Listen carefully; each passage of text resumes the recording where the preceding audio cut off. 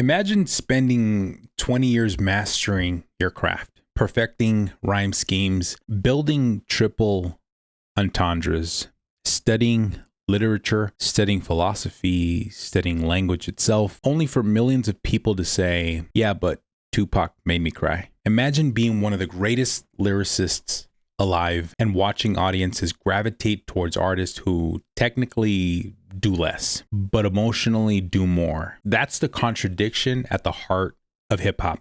Because rap fans, they say they want bars, they say they want lyricism, they say they want complexity, but history tells a different story. History says people remember how music made them feel, not how many syllables were packed into 16 bars. That's why Tupac remains immortal. That's why Kendrick Lamar becomes a generational voice. That's why some of the most technically gifted MCs in hip hop are respected without ever becoming truly beloved. Today, we're talking about the biggest paradox in rap culture, why fans consistently choose impact over complexity, why soul often defeats syntax, and why being the smartest rapper in the room doesn't necessarily make you the most important. Roll the intro.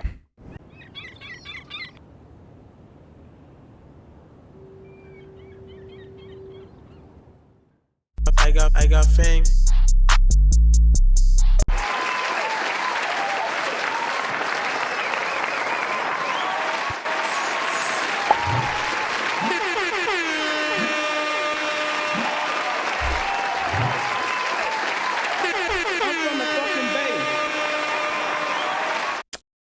What it do, Fame family?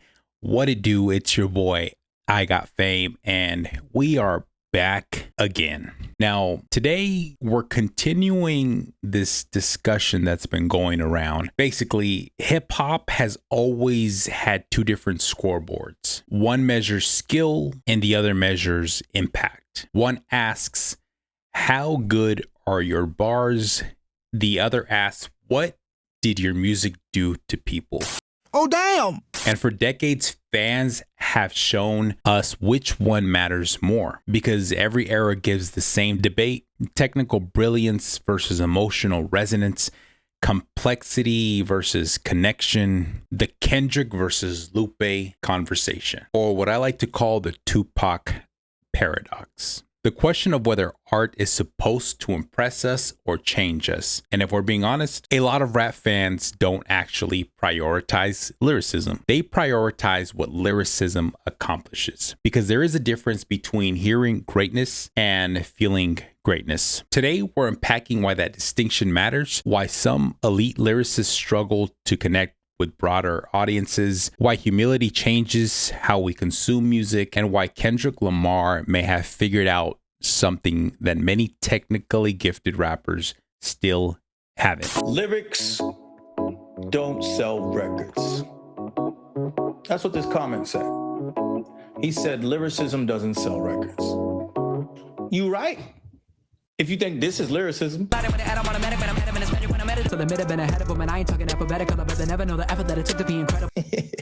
actually some bars kind of hidden in there, but people think that technical skill is lyricism.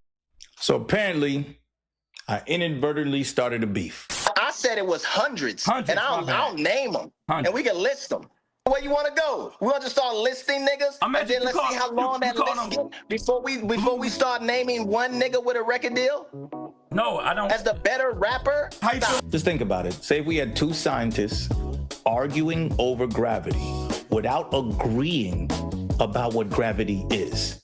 We call them idiots. I'm a rapper, so obviously I don't think rappers are idiots. Well, not all the rappers, but there is a problem.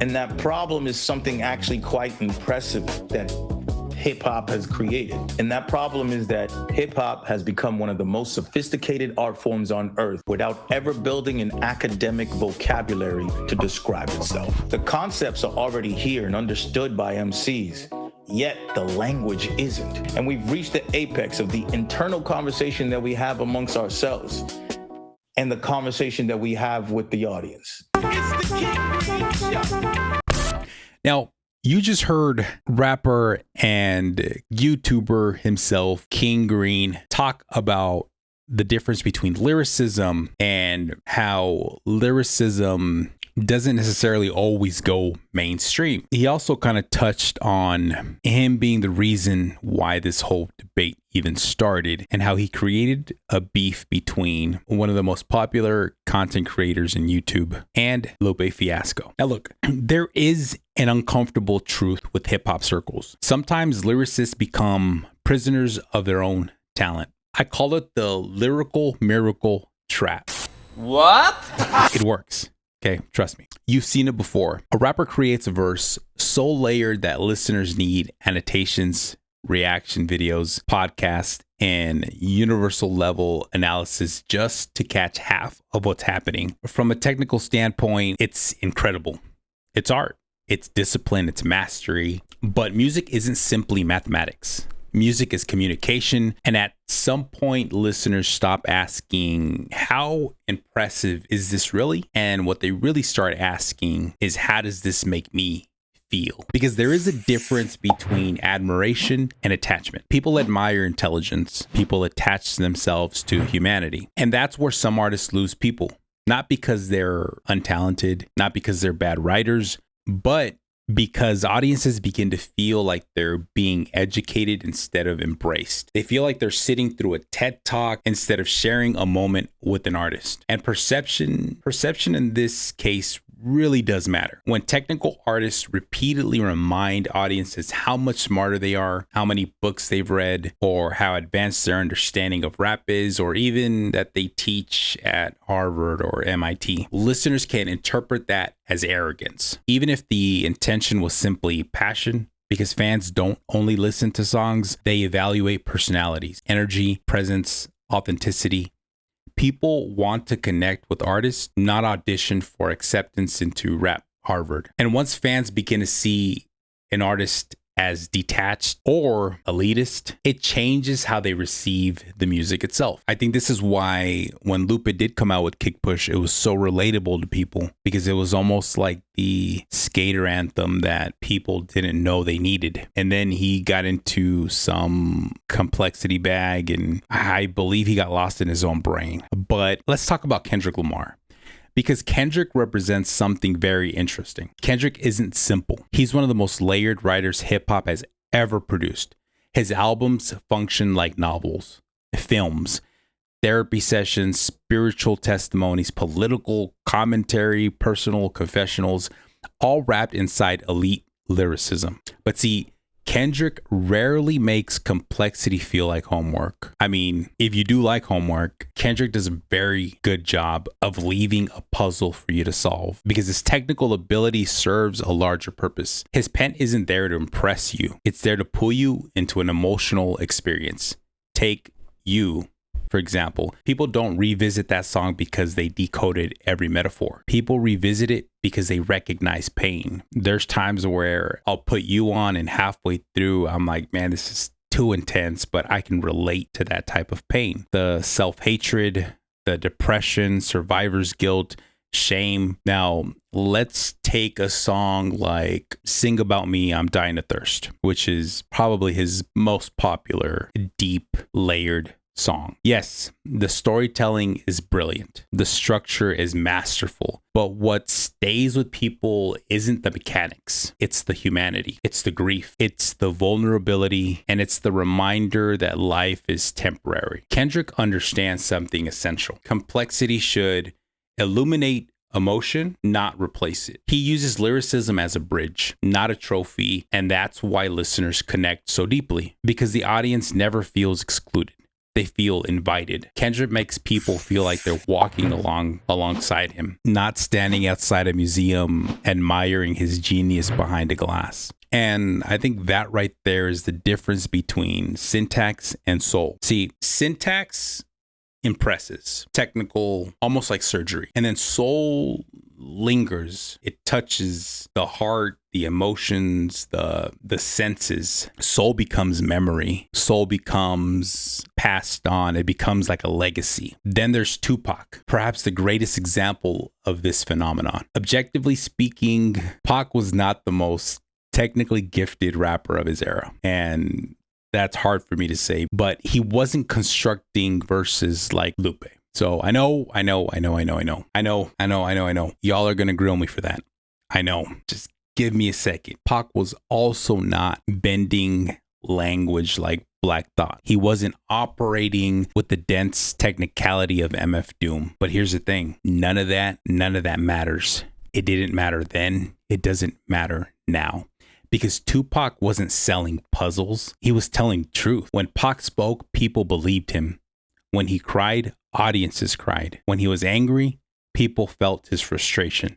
When he loved, people felt his compassion. Pac's greatest gift wasn't complexity. It was transparency. He allowed people to witness his contradictions, his fears, his hope, his spirituality, his rage, his vulnerability, and that within itself is powerful because humanity ages better than technicality. Yeah, that makes sense. People remember songs that carried them through difficult moments. I mean, look, Mr. Morale and the Big Steppers was maybe not a commercial success, but in my opinion, it's going to go down as the most powerful album in hip hop in at least the last 10 to 20 years because Kendrick brought us through his pain, through therapy, maybe at a time where some of us were thinking about going to therapy or were already in therapy or had no idea we needed therapy. But people will remember that, just like people remember songs played at funerals, songs played after breakups,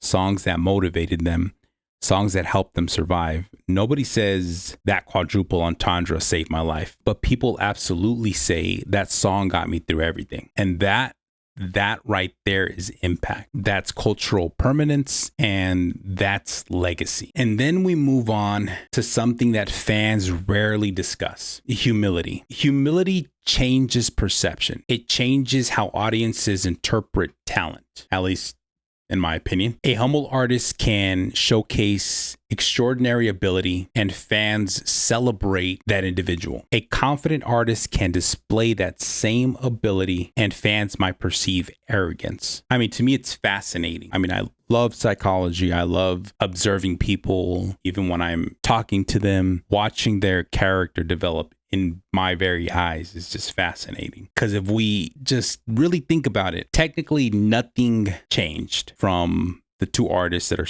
basically saying the same thing. Only the perception changed. Fans want to root for people. They want to see growth. They want to feel invited into the journey. Artists who appear grounded feel relatable. Artists who appear self-congratulatory can relate distant. Look, perfect example, Drake. Once upon a time, and some of you can deny it, but his first commercial album, in my honest opinion, is probably the only album that'll come close to being a classic. Why? Because he touched emotion. Phew!